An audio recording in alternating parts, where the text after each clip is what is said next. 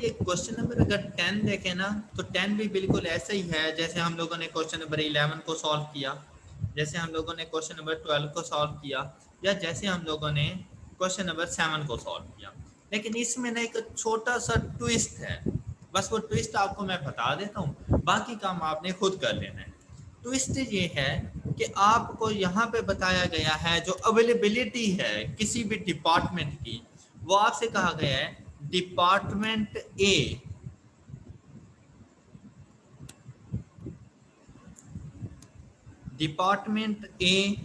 Can work up to 6 hours per day.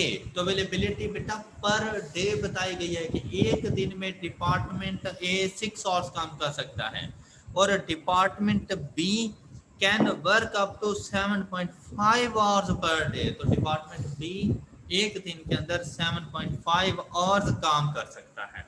Okay बच्चों, yes और sir. साथ में बता दिया कि एक हम लोग ट्रांसफार्मर्स बना रहे हैं, दूसरा स्विच गियर्स बना रहे हैं, तो ट्रांसफार्मर को एक्स कह देंगे, स्विच गियर्स को हम लोग वाई कह देंगे, और बता दिया इतने इतने आवर्स इन्हें रिक्वायर्ड हैं। बाकी सारी बातें ठीक हैं। प्रॉफिट मार्जिन आपको दिया ट्रांसफार्मर के ऊपर 5000 का एंड स्विच गियर्स के ऊपर 6000, तो ये ऑब्जेक्टिव फंक्शन भी आपसे बन जाएगा, कोई मसला नहीं ना। नो लेकिन नो अगर सर। एंड वाली लाइन देखें तो कहता है how many transformer and switch gears may be produce to maximize profit. अब ऑब्जेक्टिव तो हमारा है ही यही ना कि प्रॉफिट की maximization in a month giving yes sir. 20 working days. अब देखें ऊपर अवेलेबिलिटी कितनी बताई है per day, 6 hours per day. Per day, और नीचे जो प्रॉफिट मैक्सिमाइजेशन पूछा है वो कितने डेज का पूछा है 20 वर्किंग 20। डेज। तो बेटा आपके पास फिर 6 आवर्स तो अवेलेबल ना हुए ना डिपार्टमेंट ए के लिए। डिपार्टमेंट ए के लिए फिर कितने नो आवर्स सर, अवेलेबल हो गए 6 इंटू, 120। तो ये 120 आवर्स अवेलेबल हैं आपके पास। और डिपार्टमेंट बी के लिए कितने आवर्स अवेलेबल होंगे आपके पास 7.5 इंटू सर 150। 150। बस यही तो इस था कि डिपार्टमेंट ए के लिए आपने 120 आवर्स लेने हैं जो मैक्सिमम इनकी कैपेसिटी है, वर्किंग कैपेसिटी, और डिपार्टमेंट बी के लिए 150 आवर्स हो जाएगा ना।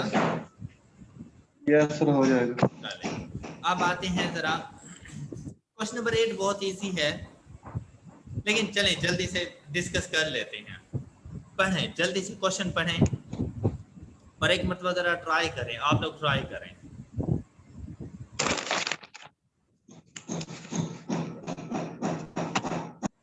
क्वेश्चन नंबर 8 जल्दी से ट्राई करें।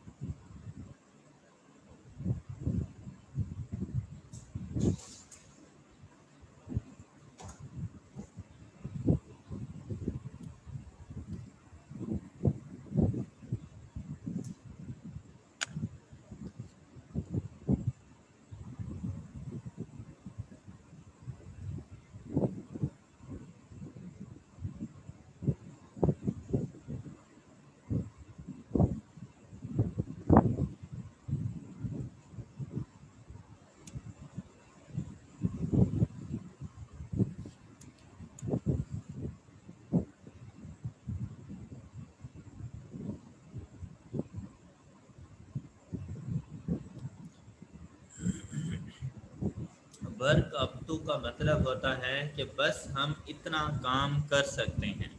क्या अगर आप ये कहें कि सर मैं अप टू 6 आवर्स स्टडी कर सकता हूँ, तो इसका क्या मतलब होगा कि 6 आवर्स से ज़्यादा, या आप मैक्सिमम बता रहे हो कि सर मैक्सिमम 6 आवर्स स्टडी कर सकते हो। तो तो वर्क अप टू का मतलब होता है कि लेस देन इक्वल टू का साइन आएगा, ये मैक्सिमम लिमिट होती है। Okay sir. जी हो गया ये वाला क्वेश्चन। नो सर, बना दें। अब यहाँ पर देखिए ऑब्जेक्टिव फंक्शन जो है हमारे पास वो कॉस्ट का है। Yes sir. जी आपने बना लिए कॉन्स्टेंट्स वगैरह? No sir, no sir. Objective तो क्या क्या नहीं बना। क्यों? थोड़ा समझा दें। बेटा मैं तो सारे ही समझा दूंगा, मेरा क्या जाता है, लेकिन क्या तुम वाकई समझना चाहते हो? Yes sir. तो बेटा इसीलिए बैठे हो कि सारे क्वेश्चन अल्लाह करे कि टीचर सॉल्व करे।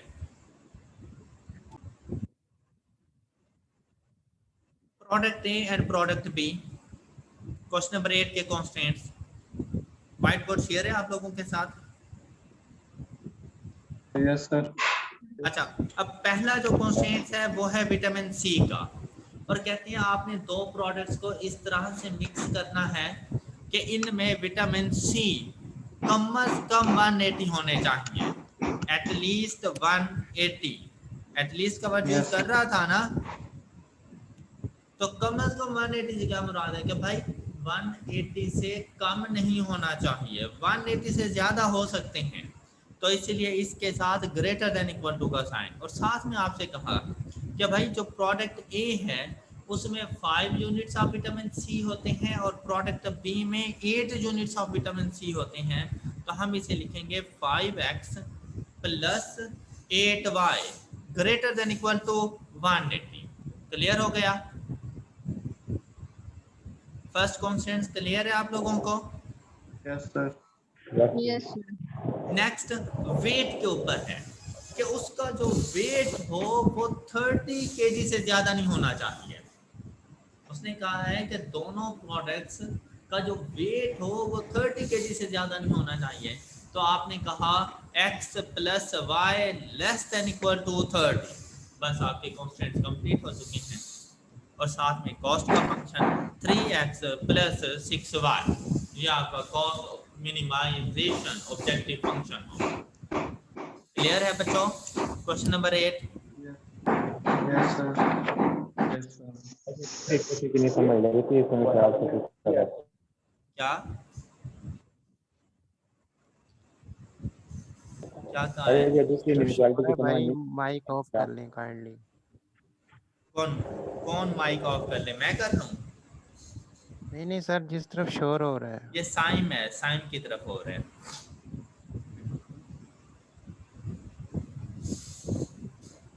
अच्छा, ये कोई स्टूडेंट कोई क्वेश्चन कर रहा था, मुझे सुनाई नहीं दिया। अमीन,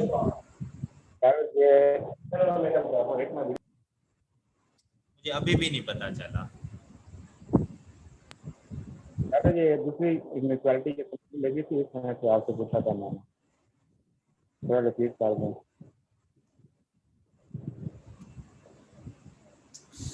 यहाँ पे देखो, product A contains 5 units of vitamin C. A 5 units of vitamin C. Product B contains 8 units of vitamin C. और टोटल कितने यूनिट्स ऑफ विटामिन सी चाहिए? कहता है should contain at least 180 units of vitamin C. तो vitamin सी के ऊपर condition लगी हुई है, एट लीस्ट 180 से मुराद है कि कम से कम 180 यूनिट्स होने चाहिए विटामिन सी के, अदरवाइज इससे ज्यादा ग्रेटर देन इक्वल टू।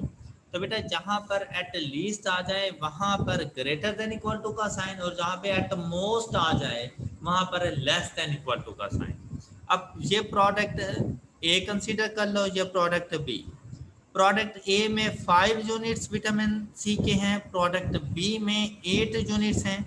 ए के नंबर ऑफ यूनिट्स को x कहा, बी के नंबर ऑफ यूनिट्स को y कहा, दोनों को ऐड कर दिया, तो ये विटामिन सी के लिए ये वाला कॉन्स्टेंट बनेगा। फिर दूसरा कॉन्स्टेंट आता है feed should not be more than 30 kilogram. Feed के हवाले से कि दोनों ये जो फीड जब तैयार हो जाए वो प्रोडक्ट ए और बी दोनों से तैयार होगी ना, तो जब ये फीड तैयार हो जाए तो उसका वेट 30 किलोग्राम से लेस देन होना चाहिए, तो लेस देन इक्वल टू 30 कर दिया और साथ में इस इंफॉर्मेशन से ऑब्जेक्टिव फंक्शन बन गए हैं। अब क्लियर है? यस सर, अब क्लियर है। चलें, गुड।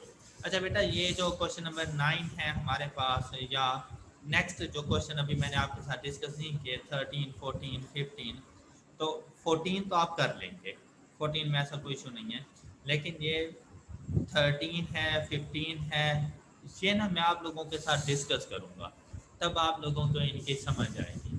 तो इंशाल्लाह बेटा कल ये वाले क्वेश्चन भी आपके साथ डिस्कस कर लूँगा और दूसरा क्वेश्चन बैंक की डिस्कशन भी हो जाएगी।